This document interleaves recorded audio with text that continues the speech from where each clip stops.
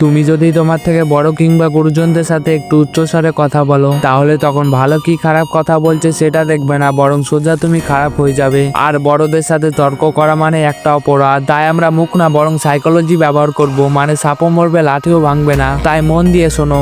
Number 1, কেউ যখন তোমার কোনো কথাকে ভুল বলে হাসাহাসি করছে, মানে সে তোমাকে বোঝাতে চাইছে তোমার কথার কোনো ভ্যালু নেই, তাহলে এই জায়গায় তোমার একটাই কাজ, চুপ হয়ে যাও, তাকে বলতে দাও। সে তার জ্ঞান দেখাক আর তুমি তোমার জ্ঞান নিজের ভেতরে রাখো। তাহলে তোমার জ্ঞানের কথা সামনের জন যদি বুঝতে না পারে, তাহলে তো স্পষ্ট ভাবে বোঝা যায় বোকারা কখনো জ্ঞানীর কথা ধরতে পারে না। তাই এটা বুঝে না, এই মুহূর্তে চুপ থাকাটাই সবচেয়ে ঠিক। নাম্বার 2, কেউ তোমাকে তোমার সামনে তোমার নামে অপমানজনক কথা বলছে, তখন তুমি তার কথা সম্পূর্ণ হবার পর তুমি তাকে বলো, কি বললে আর একবার রিপিট করো তো। সে যদি পাগল হয় তাহলে আর একবার রিপিট করবে, এবং তারপর তুমি এমন একটা হাসি দাও যেন তুমি তার কথা না বুঝেও হাসছো। এতে সামনের জন ভাববে এবারও সে তোমাকে কথাটা বুঝিয়েও অপমান করতে পারলো না। এতে সে নিজেকে ছোট মনে করবে আর তুমি চুপ থেকে উইনার হয়ে যাবে। আর হ্যাঁ, সিগমা আর্মিরা সময় থাকলে কমেন্টে তোমার নামটা লিখে যাবে।